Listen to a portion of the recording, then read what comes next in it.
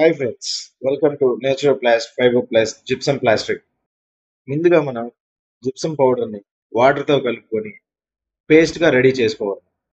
గోడ అనేది సమాంతరంగా ఉందా లేదా అనేసి ప్లంబ్తో చెక్ చేసుకోవాలి. ఈ గోడ మనం చూసినామంటే ప్లంబుకు లేదు. మనం ప్లాస్టింగ్ అయిపోయే టయానికి గోడ అంతా సమాంతరంగా ఉండాలి మరియు ప్లంబుక్ అనేది తూగాలి. అందుకోసం అనేసి ముందుగా మనం కొన్ని పాయింట్లు అనేది పెట్టుకుంటాం గోడపై.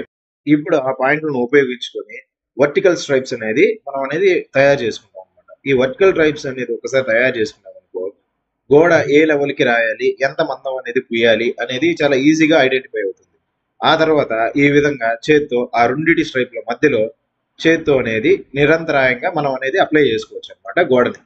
మీరు జిప్సం ప్లాస్టింగ్ అని చేసుకుంటే మీకు ప్లాస్టింగ్ లో అయ్యే ఖర్చులో 40% వరకు అనేది మనం ఆదా చేసుకోవచ్చు. ఈ ప్లాస్టరింగ్ కి ఎటువంటి వాటర్ క్యూరింగ్ అనేది అవసరం ఉండదు. దీనివల్ల వాటర్ అనేది కూడా వాడకం అనేది చాలా తక్కువగా ఉంటుంది. కన్స్ట్రక్షన్ అనేది చాలా తొందరగా పూర్తి అవుతుంది. ఇందులో ఇసుక మరియు సిమెంట్ అనేది వాడకపోవడం వల్ల ఇంటి లోపల అనేది చాలా చల్లని వాతావరణాన్ని కలిగిస్తుంది. ఇంటికి ఈ జిప్సం ప్లాస్టింగ్ అనేది చాలా అందమైన ఆకృతి అనేది ఇస్తుంది. నార్మల్ ప్లాస్టింగ్ నుంచి జిప్సం ప్లాస్టింగ్ మారండి. మీ ఇంటికి ఒక కొత్త మెరుపుని ఇవ్వండి.